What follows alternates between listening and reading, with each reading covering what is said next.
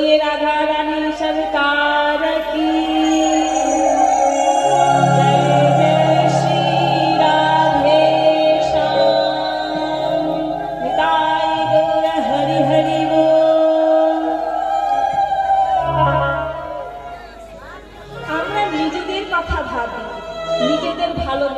সুখের কথা ভাবে, আনন্দের কথা ভাবে, কিন্তু ব্রজগোপীরা গোবিন্দের কথা ভাবে, কৃষ্ণ প্রীতির কথা ভাবে, কৃষ্ণের সুখের কথা ভাবে।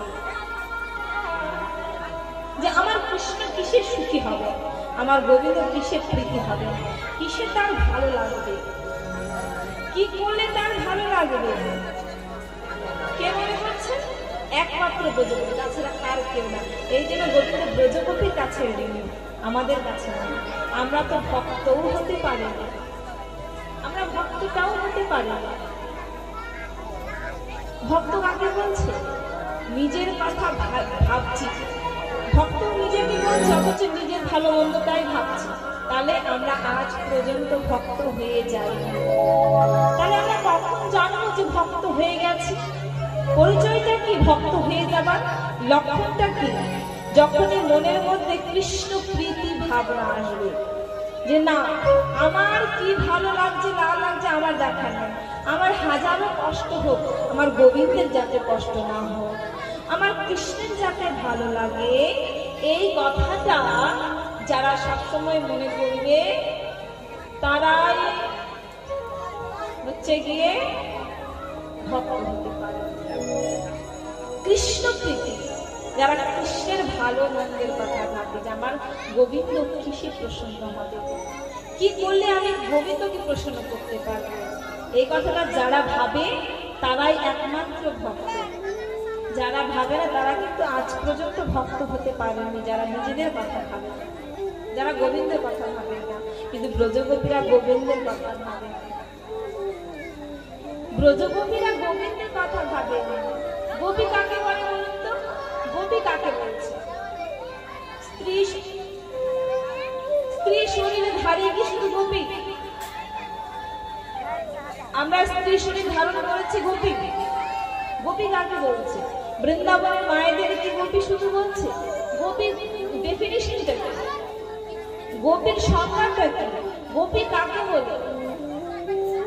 গোপী কে? কাকে বলছে গোপী? বলছে গোবিহি ইন্দ্রহি কৃষ্ণ রসম পিবতি ইতি গোপিহি।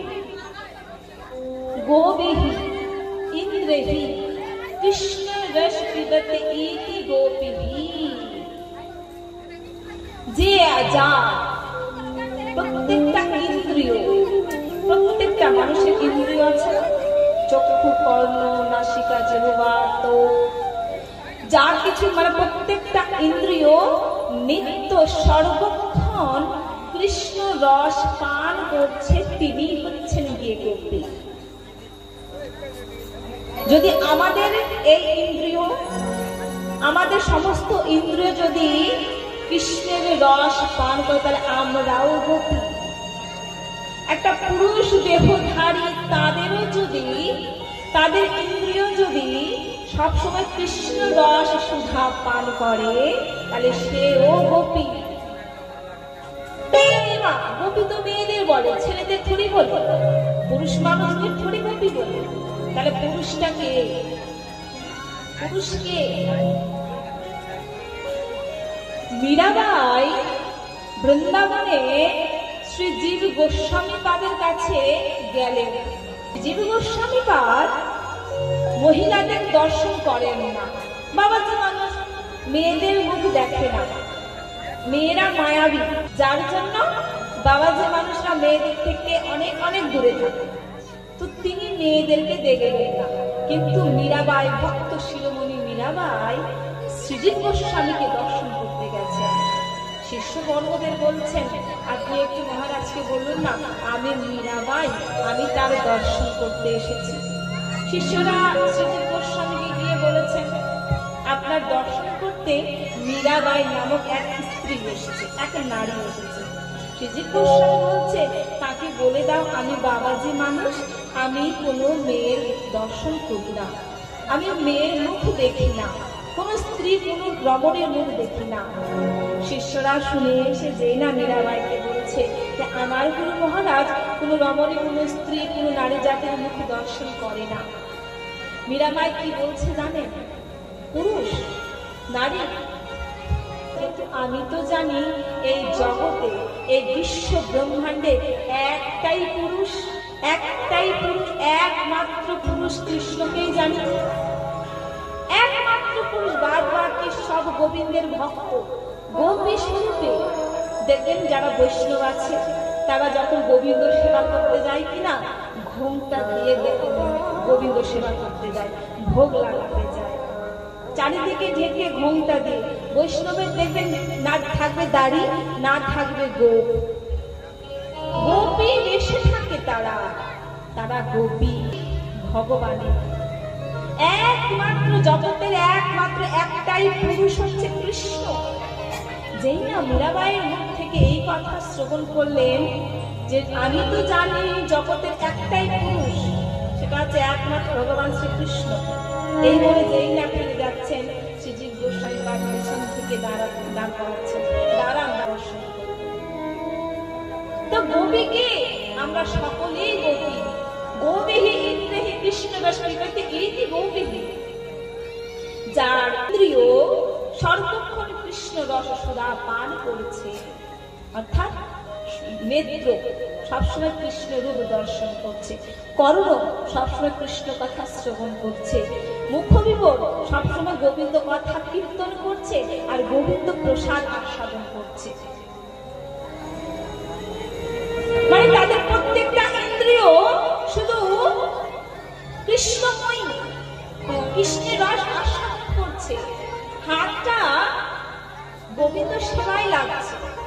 বাণী গুণানুকথনে শ্রবণকথায়ং, বাণীটা যেন শুধু সবসময় গোবিন্দের কথা গান করে, গোবিন্দের লীলা গান করে। যখনই বলবো কৃষ্ণ কথা, বাণী গুণানুকথনে, কৃষ্ণের গুণগান গাইব, আমাদের কথা দিবে।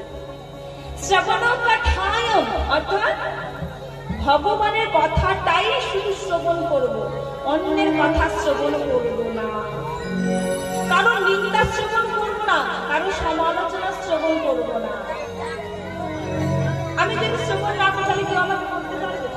তাহলে কারো নিন্দা করা হবে না, আমার শ্রবণ করাও হবে না।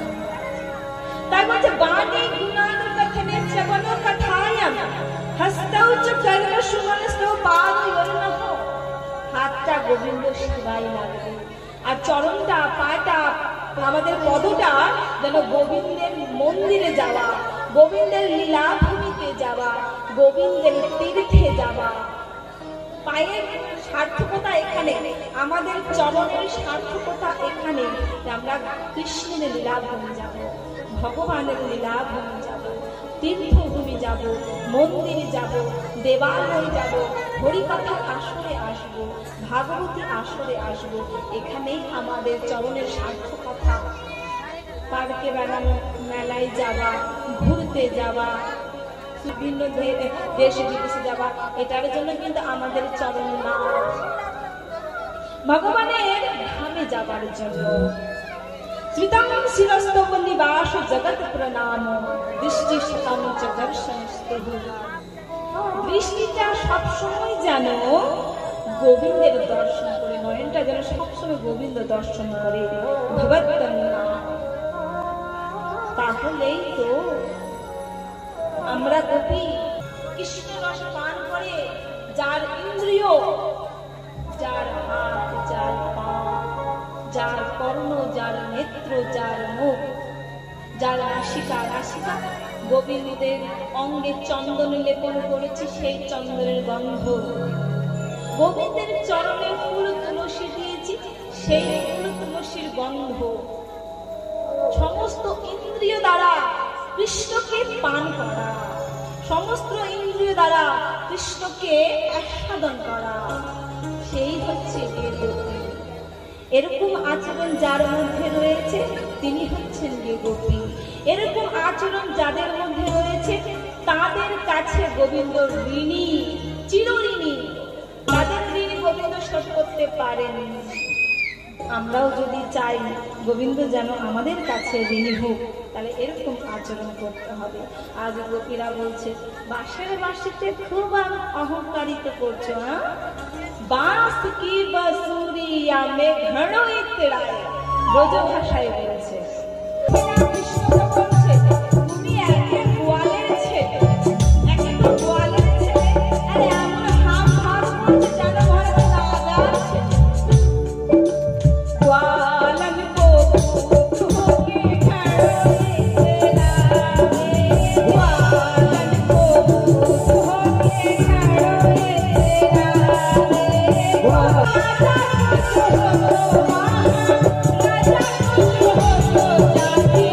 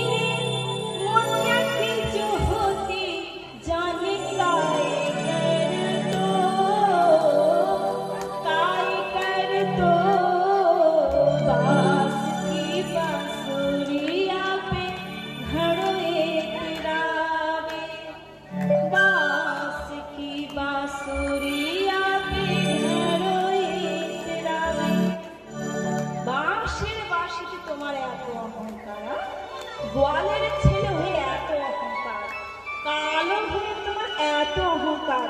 যদি রাজার ছেলে হতে, যদি মহারাজার ছেলে হতে, যদি তুমি ফর্সা গাধা